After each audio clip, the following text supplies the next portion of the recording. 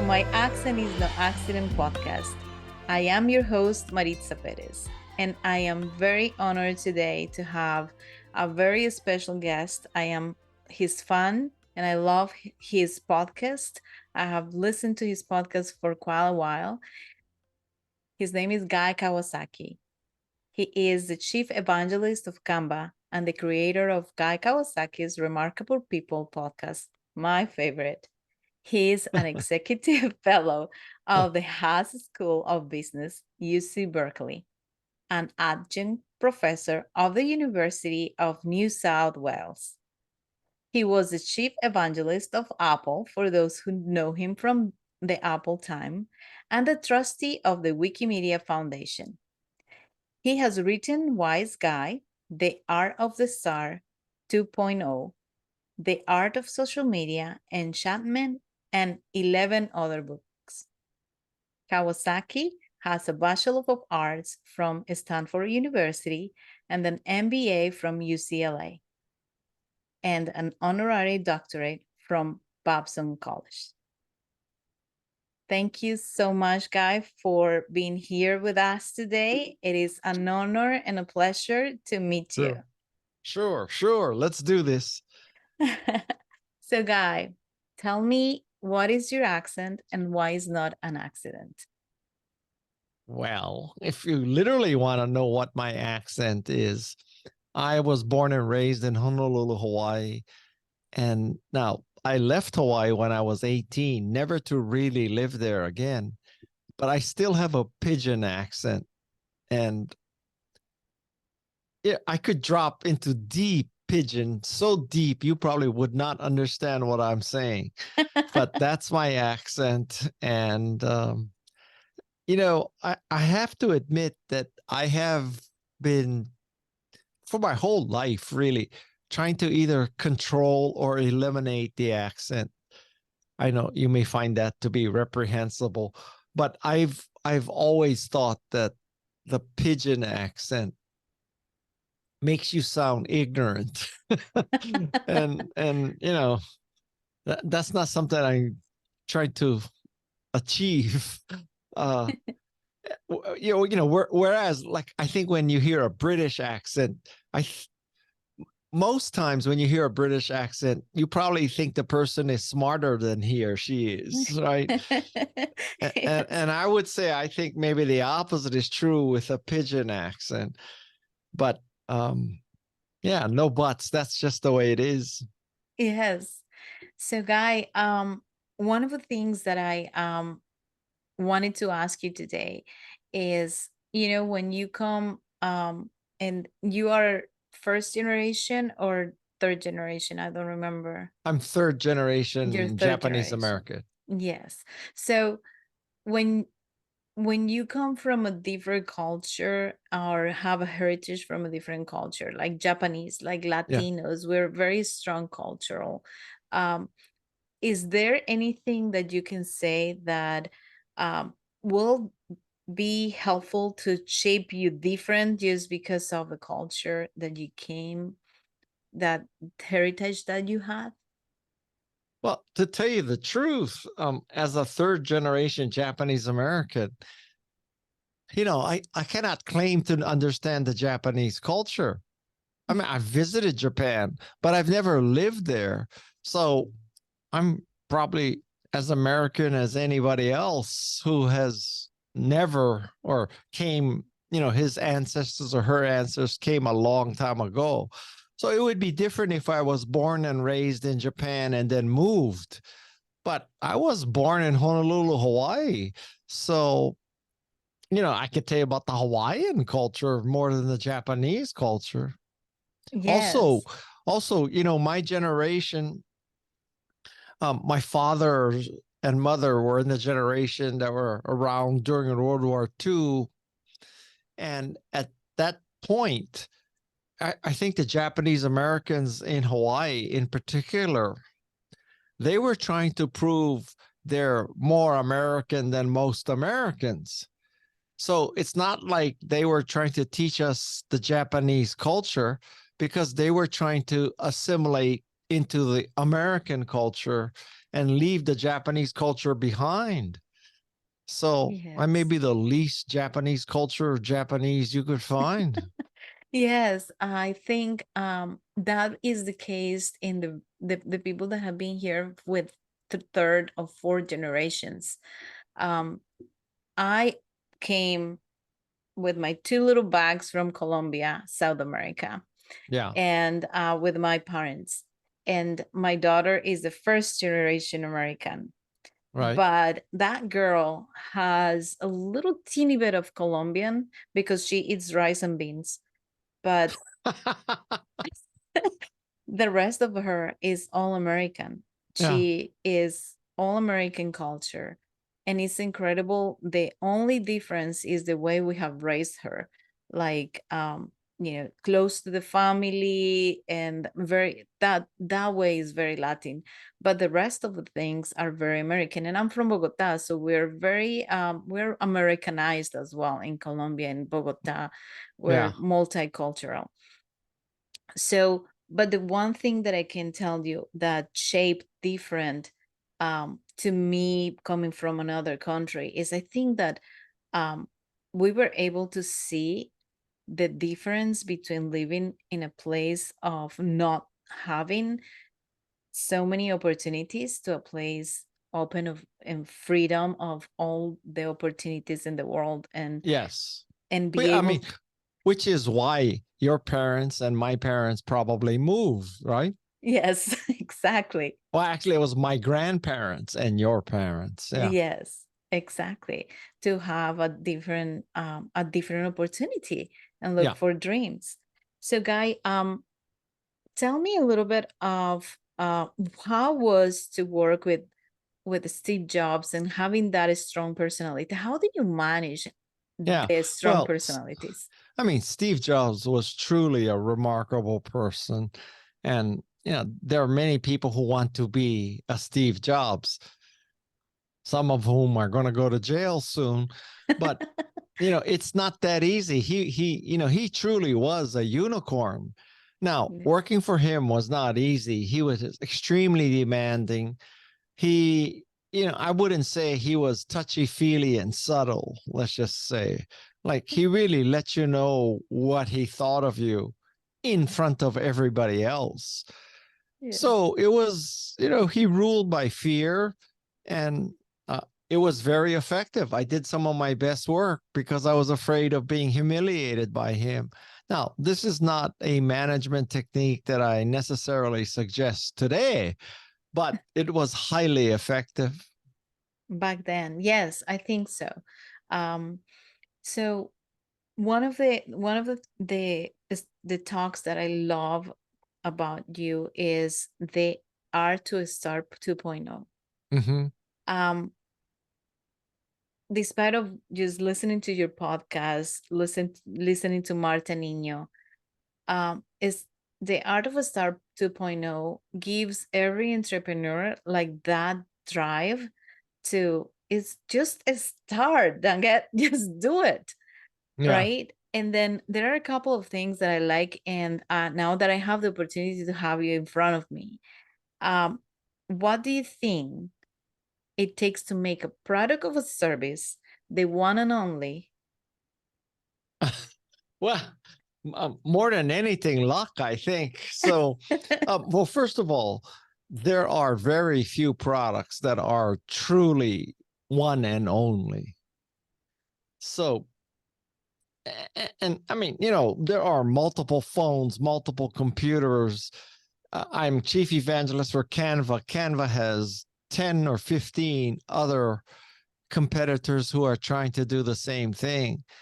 So I would say that, being one and only is it's actually a false god. So what you really want to be, instead of being one and only, you want to be dominant. You want to All be the right. best. If you're the best and dominant, so what if there are 19 others? And you could also make the case that if you're the one and only, it may be that there is no market, and that's why that's Yes. why only you're doing what you're doing.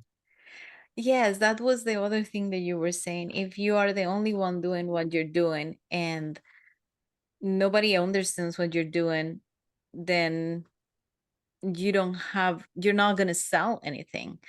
So, um, as an evangelist and marketing evangelist, how do you think we can tell our B2B business today is the best way to market themselves? I believe in marketing should be based on reality.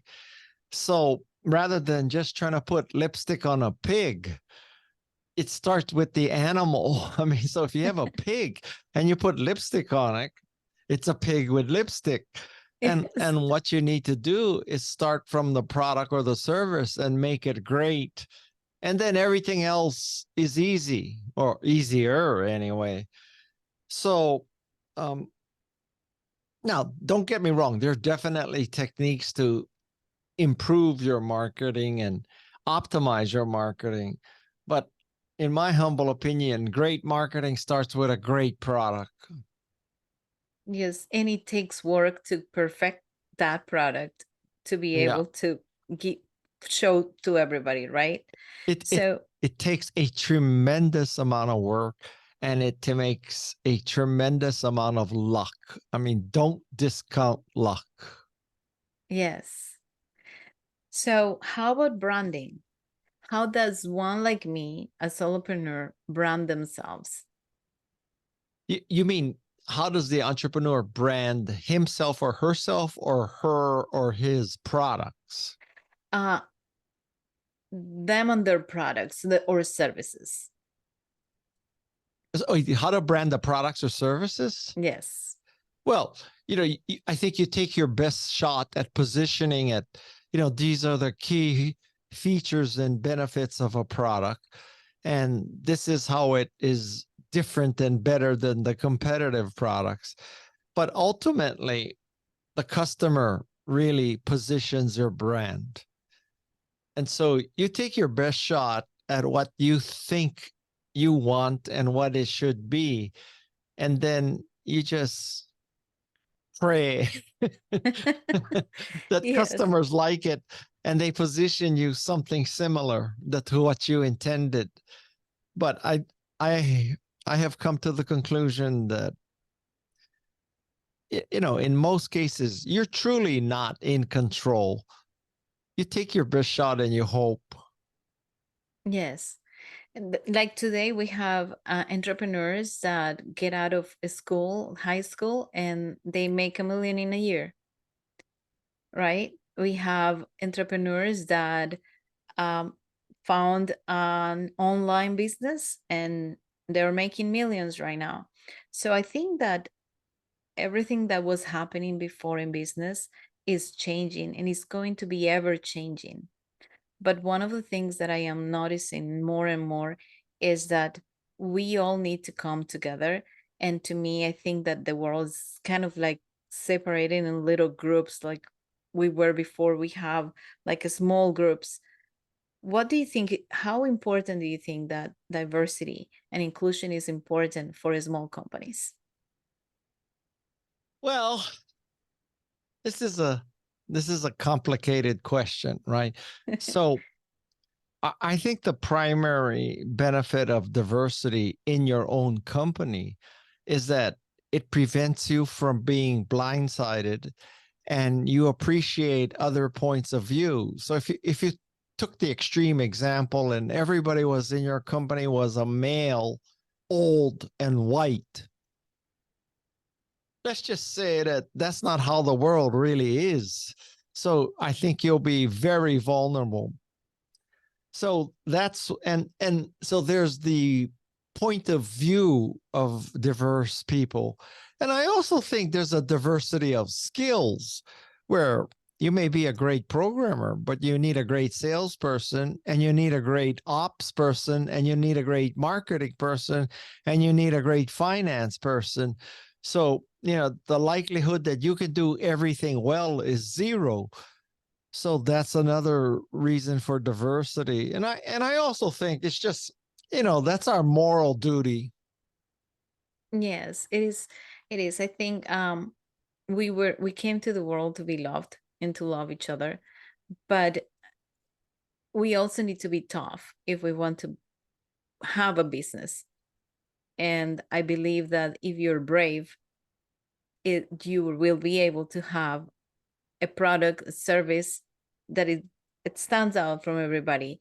But also, I think that recognizing our different accents, and to me accent is just the, the accent that you put over your work, the things that you do that makes you different. You don't need to have a different color, different race. You just have to put those bold letters in your script to make a difference. Yeah, I completely agree with you, but there is an entire political party in the United States that disagrees with you, right? And Donald Trump got 75 million votes. Yes. I can't tell you, I believe those people are big believers in And diversity. diversity. Let's just say. Guy, I'm going to tell you a story. When I came here to this country, I came with my parents, and I miss that America that welcomed us.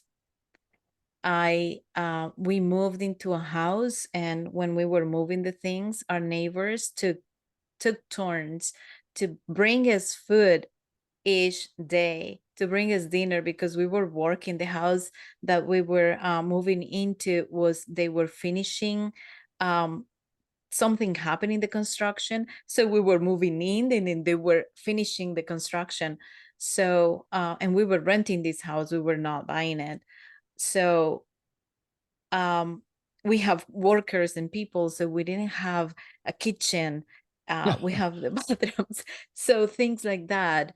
So the neighbors took turns every day Yeah. bringing us dinner and sitting with us, bringing their camper furniture to sit down outside in the backyard and have dinner with us. And my parents didn't speak English. No, no una palabra, nothing, not a word. And my English was super broken. I couldn't have the conversation as fast as I thought I could speak English, but no. And I came to Alabama, right? So that's a different kind of English there. So it was my sister translating back and forth, back and forth. And these people were so welcoming. I I miss that. And where was this? This is in Alabama. In Alabama? Yes. Wow. Yes. I mean, I expressed surprise because Alabama and Florida and Texas, if you just read news reports, you think everybody there is Ku Klux Klan and everybody there hates anybody who's not white and, et cetera, et cetera. So therein lies a valuable lesson that, well, don't believe anything you read.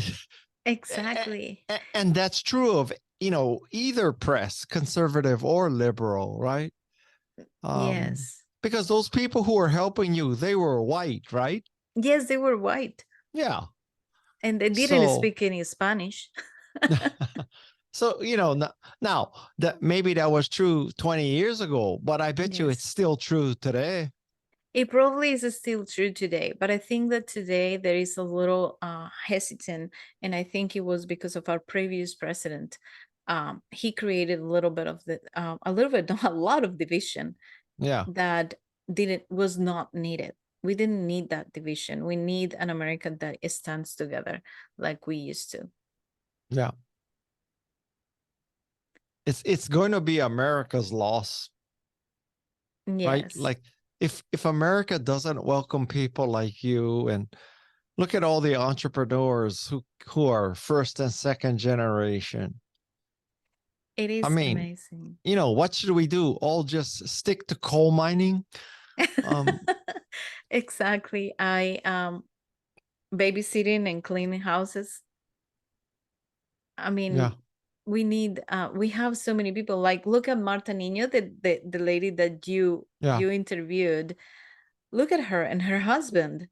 My Yeah. goodness.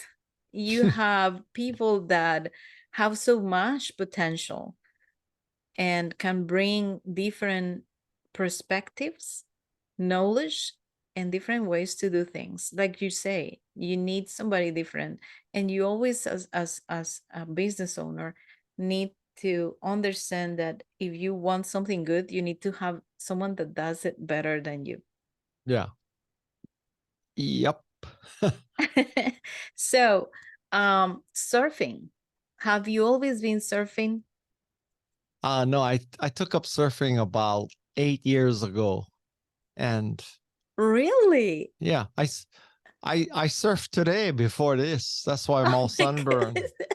I just happened to fall in love with surfing. I surf almost every day. Oh, that gives me hope. I have always wanted to surf, but I'm like, I don't know about these waves.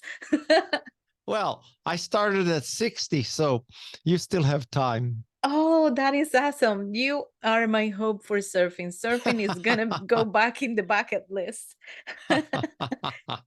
So, you have been in many places around the world. What is your favorite place?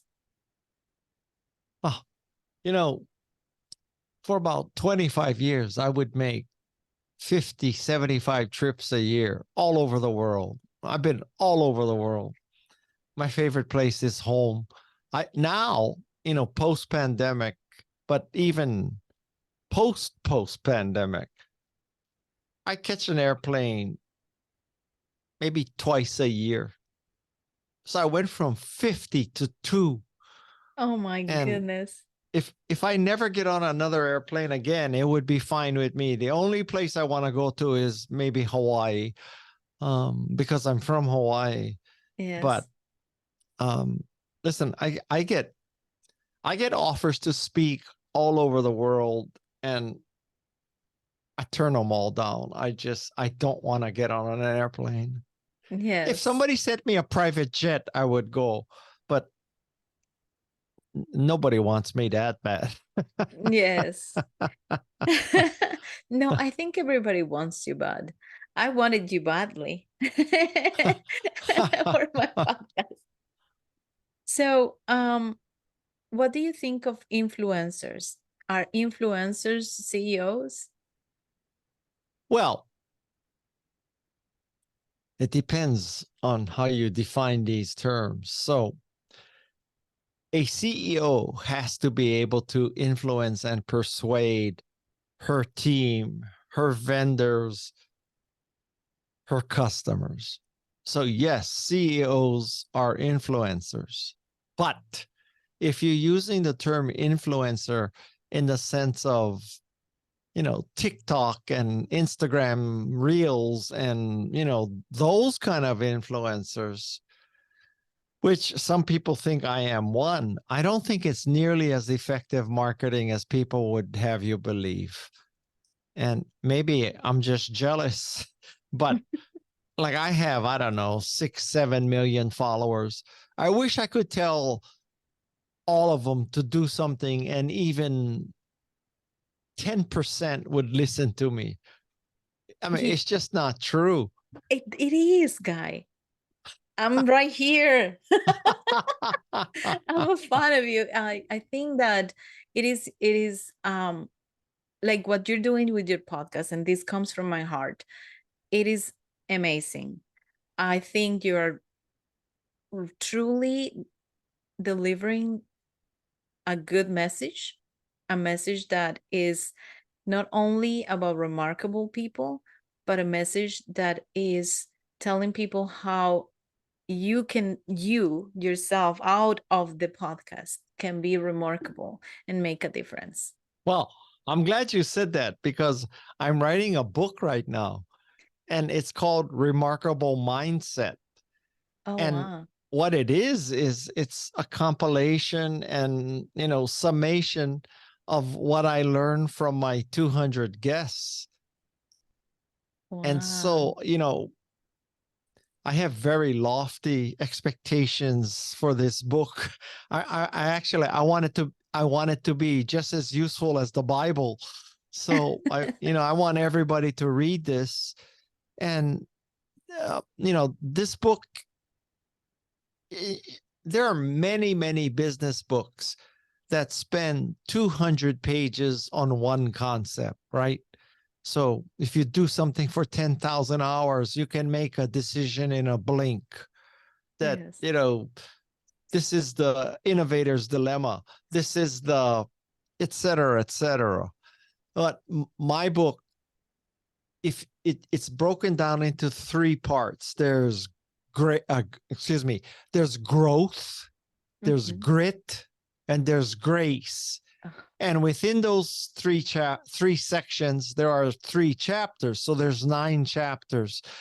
And each of the 3 chapters explains how to do growth and how to do grit and how to do grace. Within each chapter, there's probably 10 action items, 10 strategies. So all in all, there's probably 100 strategies. And so, and I would say those 100 strategies, a lot of them have been 200-page books. So I'm taking 200-page book theories and making them into 4 paragraphs, because wow. I think that most people don't have to read 200 pages to understand the concept of many, many, many business books. Yes, and that is true. Sometimes there are some books that you read and they're repeating themselves. Yeah. I'm gonna put that in my bucket list too. I'm gonna buy Guy Kawasaki's book. Thank you. So, when we talk about inviting people to a podcast, to your podcast, what is the number one thing that you are looking for, or not? Maybe I'm asking this wrong.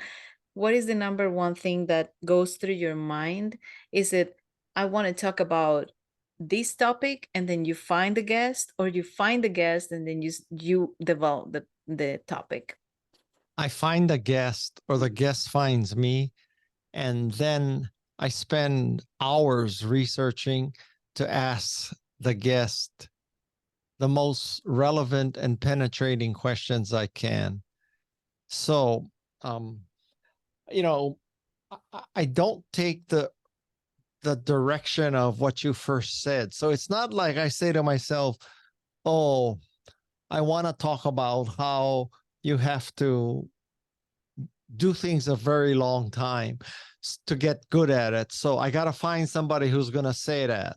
Yes. I take a person who's remarkable. Tomorrow, I'm interviewing the woman who is 102 years old, Oh, who wow. is known as the mother of holistic medicine. Okay. Oh my Now, gosh. just between you and me, 26 hours before the interview, I don't know anything about holistic medicine. But by tomorrow, at, excuse me, it's Thursday. So I have 36 hours. By Yes. Thursday morning, I'm telling you, I will ask her the best questions about holistic medicine ever. And that's my role, is to understand her specialty well enough so that I can let all her remarkableness shine. And I do that 52 times a year. So it's holistic medicine on Friday. Earlier this week, I interviewed Mehdi Hassan. He's the former MSNBC, now Peacock newscaster, a journalist. Oh, And he wrote a book about how to win an argument. And so that podcast is about what's it like to be a Muslim in America? You know, how is it, as a religion, is Islam, Christianity. We talk about a lot of stuff and how to win arguments, how to have a great entry, grand finale, how to use zingers, how to, do background research. And I am completely driven by the capabilities of my guest. I'm not trying to position myself as I'm the smartest person in the world. And so, I'm going to tell these guests how to do what they do. Yes. If you listen to my podcast, so you know that 90% of the time it's the guest talking and 10% it's me. And I think you are true, like your interviews have smart questions that drive the guest to give information to the audience that is very, very insightful, but that also creates a difference and brings them out of how this person is remarkable. Yeah. Why they did something different. And that is why I listen to it every single week. I'm going to tell you something. Jane, your first guest, and then you had her on another episode. For the longest time before you interviewed her, I was convinced that she was Jane from Tarzan. When I was younger, I thought that Tarzan was written because of her.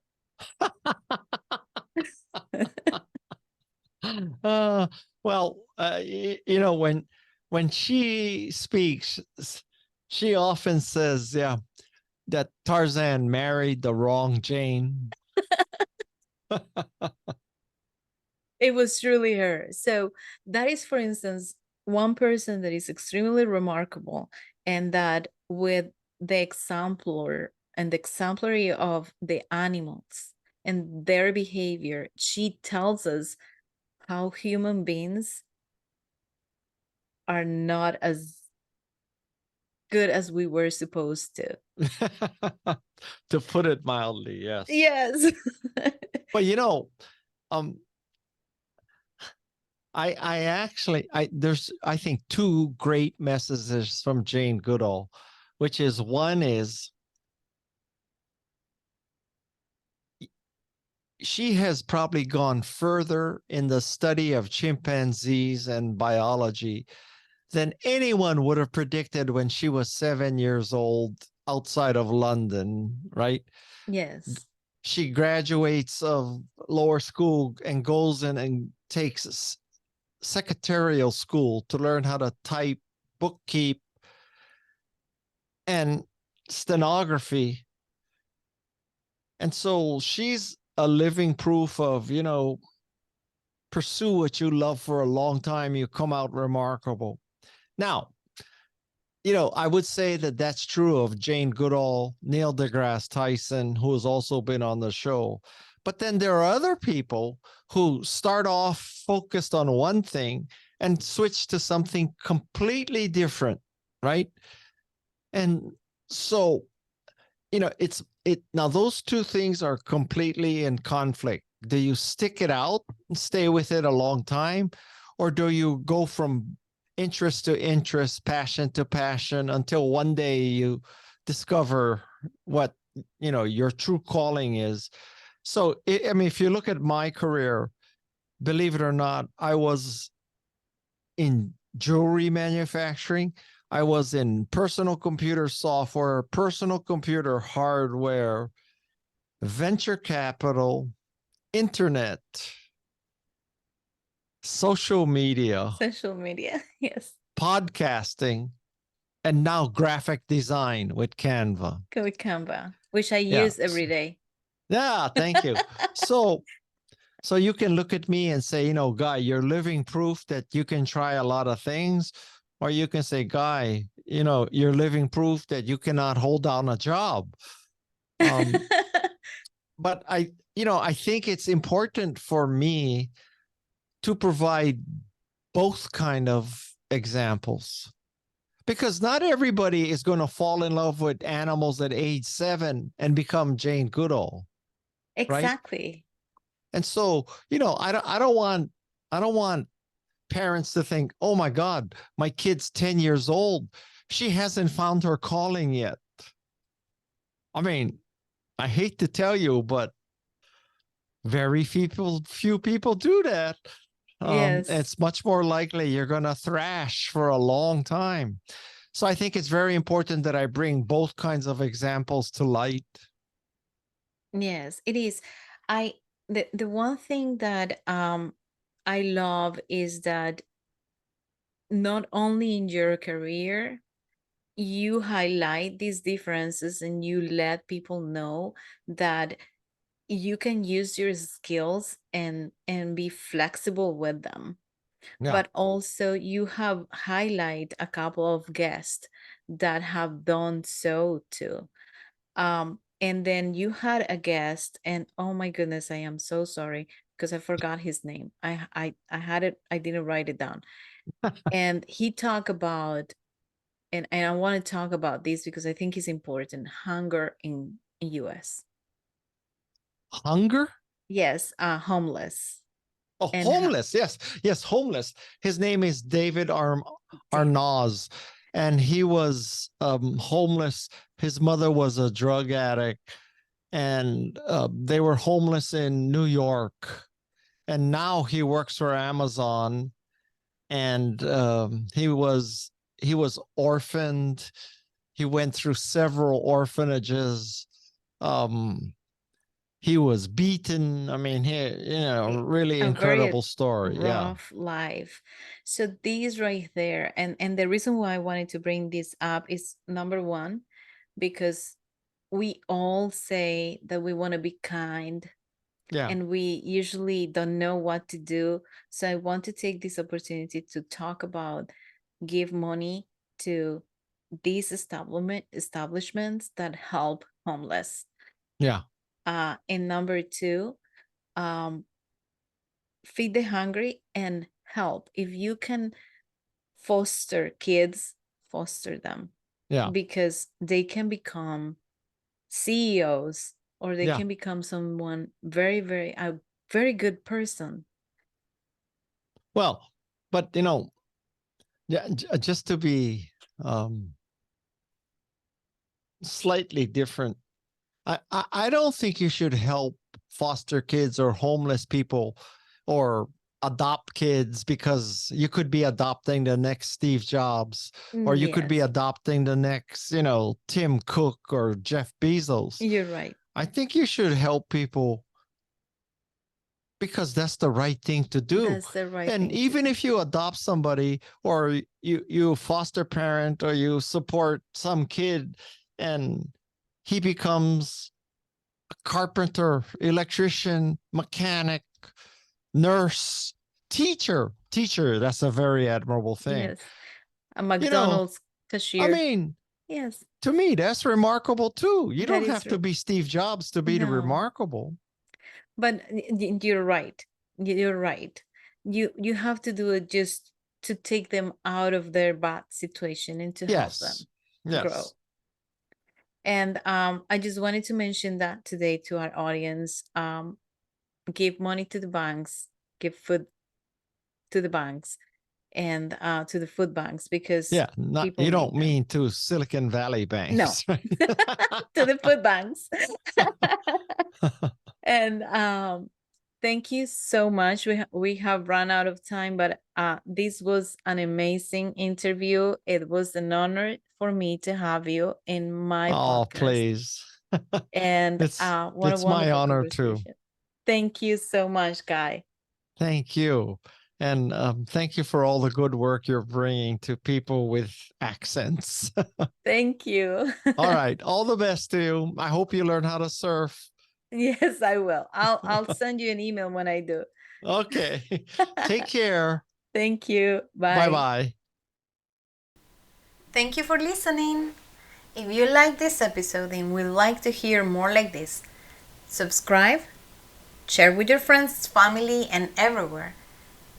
And don't forget to leave a review. Until next time, bye.